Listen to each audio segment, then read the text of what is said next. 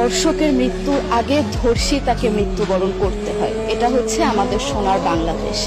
একজন ধর্ষকের জীবনের মূল্যটা এত বেশি যে তাকে ফাঁসির মঞ্চে দাঁড় করা যাবে না। আমরা বাংলাদেশে কয়জন ধর্ষকের নাম জানি যাকে কঠোর থেকে কঠোরতম শাস্তি দেওয়া হয়েছে, যাকে ফাঁসির মঞ্চে দাঁড় করা হয়েছে? আমরা কি আদৌ কেউ জানি না। অথচ আমরা কতগুলো যারা ধর্ষিত হয়েছে তাদের নাম জানি। অনেক বড় এই লিস্ট, আসলে অনেক বড়, বলে শেষ করা যাবে না। কুমিল্লার তনু, মাগুরার আসিয়া, 2 দিন আগেও কিশোরগঞ্জে 8ম শ্রেণীর একটি ছাত্রীকে বাসা থেকে তুলে নিয়ে ধর্ষণ করা হচ্ছে। বাবার হাতে মেয়ে ধর্ষিত হচ্ছে, ভাইয়ের হাতে বোন ধর্ষিত হচ্ছে। আমরা আসলে নিরাপত্তা কোথায়? আমার মনে হচ্ছে আমরা যেন আইয়ামে জাহিলিয়া যুগে চলে গিয়েছি।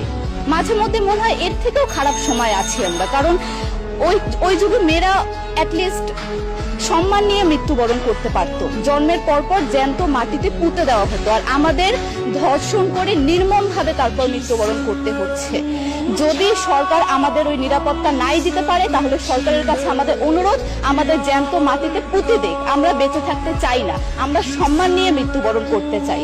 আমরা এই দেশে থাকতে চাই না যে এই দেশে আমাদের কোনো নিরাপত্তা নেই, যে এই দেশে রাস্তা দিয়ে হাঁটলে আমাদের মধ্যে একটা আতঙ্ক কাজ করে, তখন কি না কি হয়ে যায়। আইন উপদেষ্টা বললেন যে ধর্ষকের নাকি ফাঁসি দেওয়া সম্ভব হবে না, তাহলে নাকি নিরীহ মানুষকেও মাঝে মধ্যে ফাঁসির ব্যবস্থা করা, মিথ্যা মামলায় ফাঁসিয়ে দিয়ে ফাঁসির ব্যবস্থা করা হতে পারে।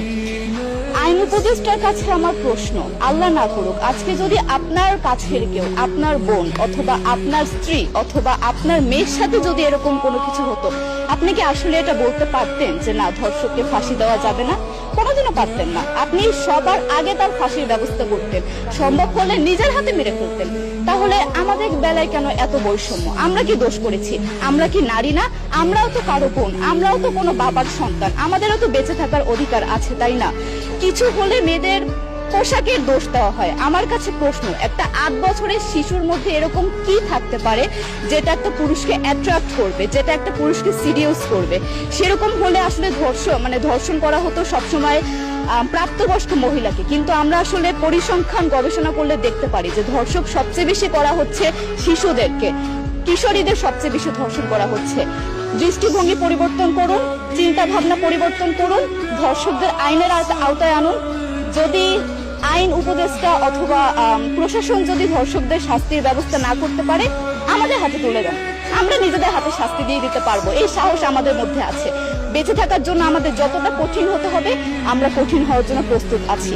আমরা ফাঁসি চাই, ধর্ষকদের কঠোর থেকে কঠোরতম শাস্তি চাই। যতদিন না পর্যন্ত ফাঁসি দেওয়া হবে, যতদিন না পর্যন্ত ধর্ষকদের শাস্তির ব্যবস্থা করা হবে, আমরা আমাদের আন্দোলন অব্যাহত রাখবো।